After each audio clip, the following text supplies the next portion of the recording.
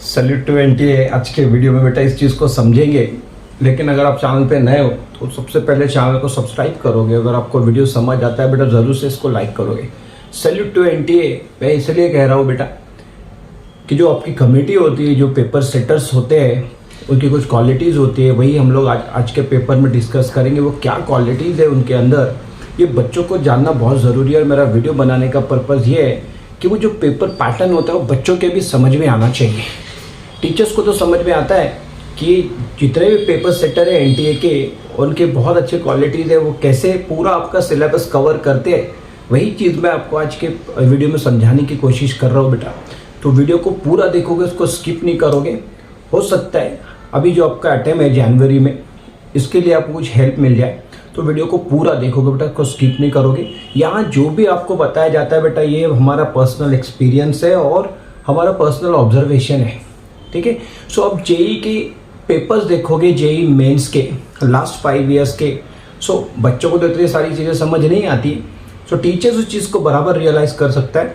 तो वही चीज़ मैं आपको समझाने की कोशिश कर रहा हूँ और वही चीज़ मैं बेटा आपके साथ शेयर कर रहा हूँ कि salute to NTA paper setters जो है बेटा, एनटीए की जो कमेटी है, ये जो पेपर सेट करती है मैथमेटिक्स का, अगर आप कोई भी क्वेश्चन उठा के देखो तो आपको समझ में आएगा बेटा। यू विल फाइंड दैट कि आपको जो एनटीए जो पेपर देता है आपको, वो 11th 12th नहीं रहता है बेटा, जस्ट 11th और 12th नहीं रहता है ना। इस बात पे बड़ा ध्यान से सुनना इस चीज़ को कि जस्ट 11th और 12th नहीं रहता है, वो आपको 8 स्टैंडर्ड से आपका बेसिक नॉलेज चेक करता है बेटा।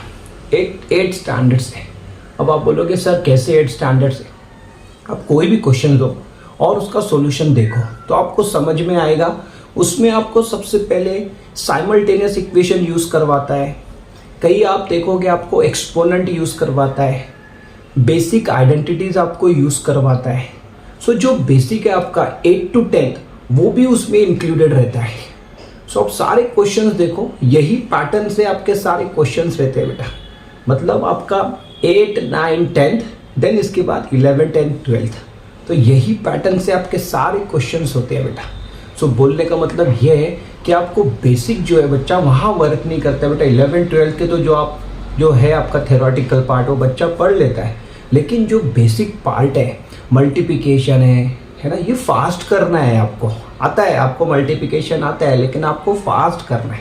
एलसीएम लेना है, डिवीजन करना है, तो ये आपको फास्ट करना पड़ेगा।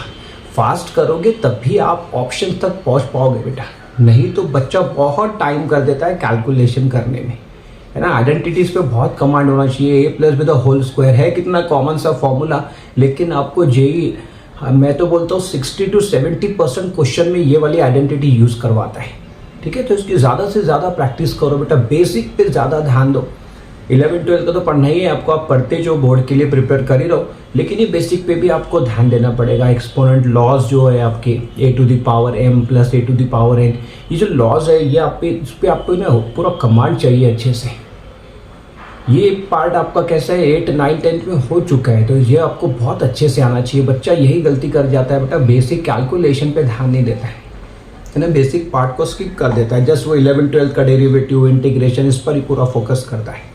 सो आपको बेसिक भी बहुत अच्छे से करना है बेटा, क्योंकि मैंने आपको बताया एनटीए के जो पेपर्स आते हैं बेटा, वो आपको पूरा 8 to 12 तक के सारे आपके बेसिक प्लस आपके 11th 12th के कॉन्सेप्ट जितने भी सब यूज़ करवाता है, ठीक है। इसीलिए मैंने बोला है salute to NTA mathematics paper setters. वो पेपर बहुत अच्छे निकालते हैं, वो क्वेश्चन की क्वालिटीज़ जो रहती है बहुत अच्छी क्वालिटी रहती है। अगर उसको बच्चा गौर से अच्छे से ऑब्जर्व करे बेटा, समझ में आएगा आपको कि एनटीए आपके पेपर्स कितने अच्छे निकालता है, ठीक है। आई होप बच्चों आपको आज का वीडियो समझ आया हो बेटा। समझ आया तो ज़रूर से इसको लाइक करें और चैनल को सब्सक्राइब करें। See you next video, till then bye.